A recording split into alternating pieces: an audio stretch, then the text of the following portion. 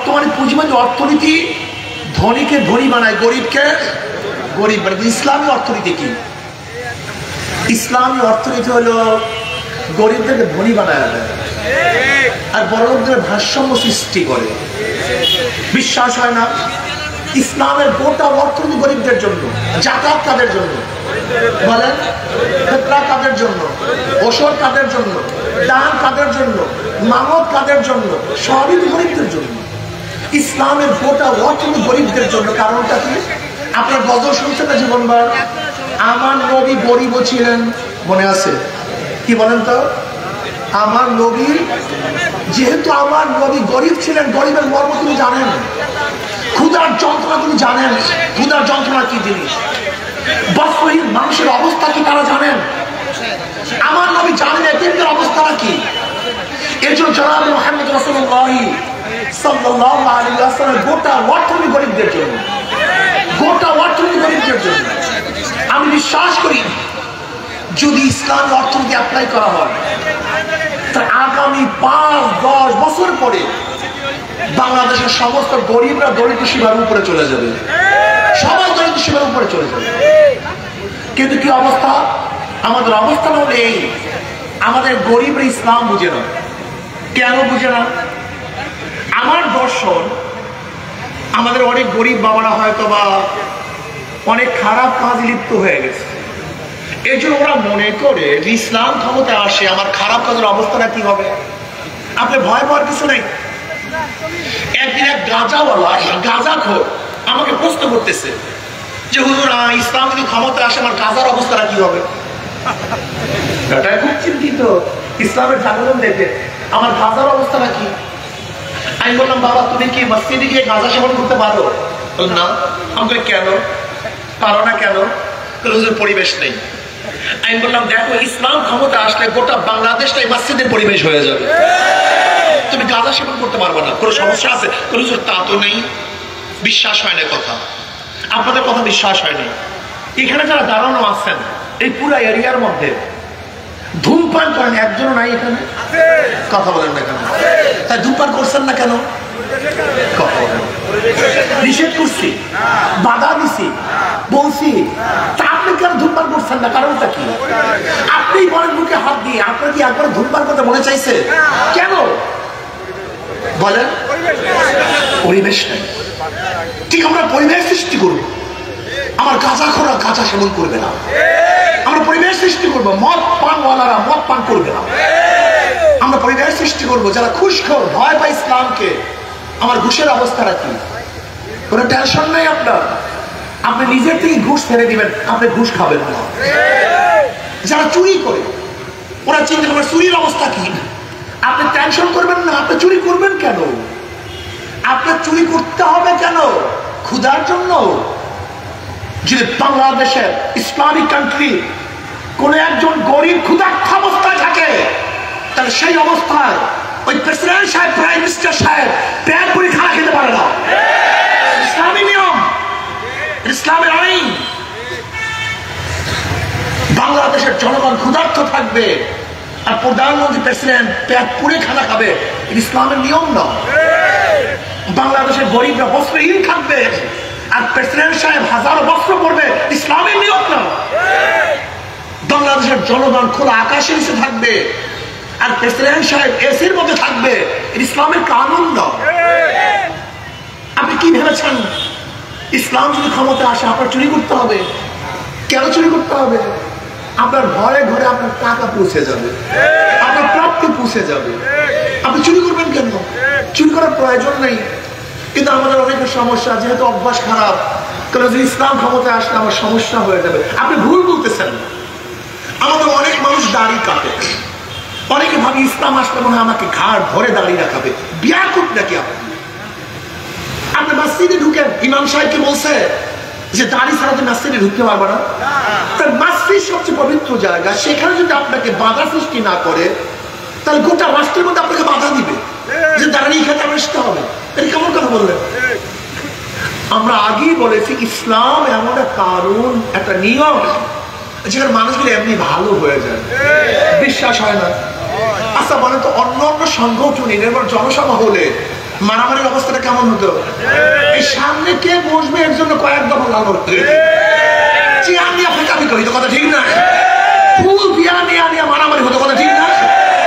কিন্তু দেখেন তো অবস্থাটা কি, এখানে হাজারো সাধারণ মানুষ, সর্বস্তরের মানুষ, কি বুঝলেন? যাদের অনুষ্ঠানের মধ্যে বিশৃঙ্খলতা হয় তারা দেশকে সুশৃঙ্খল করতে পারে না, আর যাদের অনুষ্ঠান সুশৃঙ্খল তারা দেশকে সুশৃঙ্খল করতে পারে। ভাইরা আমার, আমি আশ্চর্য হয়েছে আমার গরিব বন্ধু দিকে তাকায়। এ গরিব বাবা, ইসলাম তোমাদের জন্য আসছে, আমরা তোমাদের কথা বলি, তোমরা আমাদের পছন্দ করো না কেন? মা করে মেয়ে, আর মেয়ে করে জানি কি আমি বলবো না, মা করে জিজি আর জিজানি কি কি। আমরা তোমাদের জন্য তোমাদের পাশে দাঁড়াতে চাই, তোমার খেদমত করতে চাই। কেন করতে চাই বলো তো? শোনো, তোমাদের কাছে যে লিডার এরকম বক্তব্য দেওয়ার জন্য আসে তাদেরকে বলবো, আপনি চ্যালেঞ্জ দিয়ে বলেন আপনার রক্তের মধ্যে হারাম আছে কিনা। আর আমরা চ্যালেঞ্জ দিয়ে বলবো রক্তের মধ্যে হারাম নাই, হারাম রক্ত নাই। আমরা এই বাংলাদেশে হারাম মুক্ত করতে পারবো। আর যাদের আগ্রহ সব জায়গায় হারাম, তারা বাংলাদেশকে হারাম মুক্ত করতে পারবে না। ওদের প্রশ্ন করেন, তোর হাতের মধ্যে জুলুমের রক্ত নেই, খুনের রক্ত নেই, অত্যাচারের কোনো অবস্থা নাই, সাপ নাই, বলতে পারবে? যে লিডারদের হাতের মধ্যে জুলুমের সাপ, হাতের মধ্যে রক্ত, খুনের রক্ত, জুলুম, অত্যাচার, অবিচার, তারা দেশকে জুলুম মুক্ত করবে কিভাবে? মাথা কি খারাপ হয়েছে আপনার? প্রিয় ভাইয়েরা আমার, আমার জনগণ বাবা, একটু কথা শোনেন, মনে বড় দুঃখ। আপনি দেখেছেন আওয়ামী লীগ অনেক উন্নয়ন করেছে, কিন্তু পালাতে বাধ্য হয়েছে কেন বলেন তো? জুলুম, অত্যাচার, অবিচার, চুরি, ডাকাতি, লুটপাট, ধর্ষণ। কিন্তু আজকেও যারা 5ই আগস্টের পরে লুট করতেছে, খুন করতেছে, ধর্ষণ করতেছে, শুধু ধর্ষণ করে না, পরিচা কেটে যায়, স্বামীকে বেঁধে রেখে বাংলাদেশি স্ত্রীকে ধর্ষণ করবে, এটা বাংলাদেশের মানুষ আর টিকতে চায় না।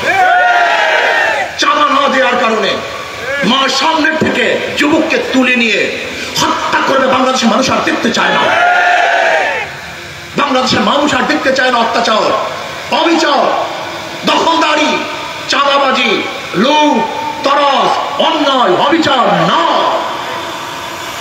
জুলাই আগস্টের আন্দোলন করেছিলাম, বৈষম্য বিরোধী আন্দোলন করেছিলাম, বাংলাদেশের মানুষ শান্তি পাবে, মুক্তি পাবে। আমার শ্রমিকরা অধিকারের জন্য আর আন্দোলন করবে না, আমার বিধবা মারা না খেয়ে থাকবে না, বাংলাদেশের একজন মানুষ বস্ত্রহীন থাকবে না, বাংলাদেশের একটা নাগরিক খোলা আকাশের নিচে ঘুমাবে না, আমার বাংলাদেশের মানুষ আর চিন্তাই হবে না, অপহরণ হবে না, বাংলাদেশের একজন মানুষ বিনা অপরাধে জেলে ঢুকে মরবে না, বাংলাদেশের একজন মাল বুকার খালি হবে না, আমার বোন স্বামী হারারা কান্না কাঁদবে না, আমার বাচ্চারা বাবার জন্য এতিম হিসাবে কাঁদবে না। বাংলাদেশ শান্তি থাকবে, মুক্তি থাকবে, স্বাধীনতা থাকবে, প্রত্যেক অধিকার বাস্তবায়ন হবে।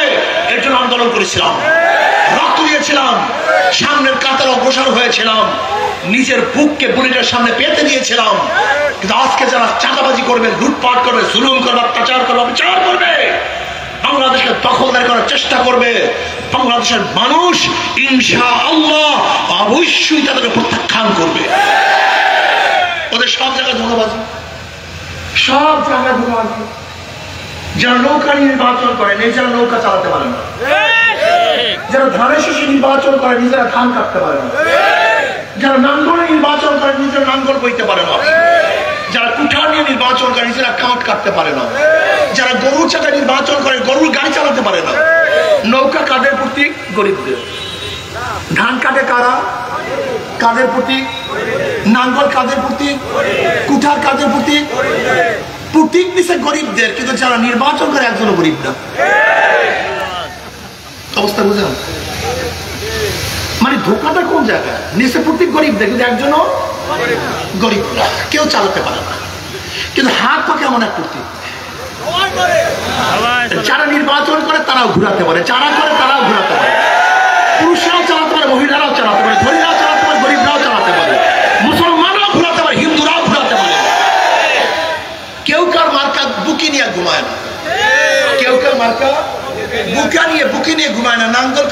নিয়ে ঘুমায় না, হাত পাকা। কথা বলেন না কেন? ধানের শীষটা বুকে নিয়ে নৌকা, কিন্তু হাত পাকা ঘুমের সময় বুকের মধ্যে থাকে। কারেন্ট ফেল করে, হাত পাকা ফেল করে না। হাত পাকা সবাইকে শান্তি প্রদান করে। আমি বিশ্বাস করি হাত পাকা সর্বজনীন মার্কা, হাত পাকা সবার মার্কা, সব গোত্রের, সব জাতির, সব ব্যক্তির মার্কা হাত পাকা। যদি হাত পাকা বিজয় হয়, ইনশাআল্লাহ এই জাতি বিজয় হবে। হাত পাকা বিজয় হয়ে দেশ বিজয় হবে। ইসলামী আন্দোলন বাংলাদেশ বিশ্বাস করে।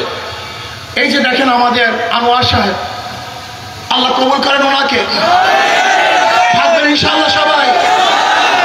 শোনেন, হাত পাকাকে ভয় করে কারণ, হাত পাকাকে ভয় করে দিল্লি, হাত পাকাকে ভয় করে ভারত, হাত পাকাকে ভয় করে জালেম খুনিরা, ডাকাত বদমাশ নয় যারা মনে করে আমাদের চাঁদাবাজি বন্ধ হয়ে যাবে, ডাকাতি নষ্ট হয়ে যাবে, গোলামি আর হবে না।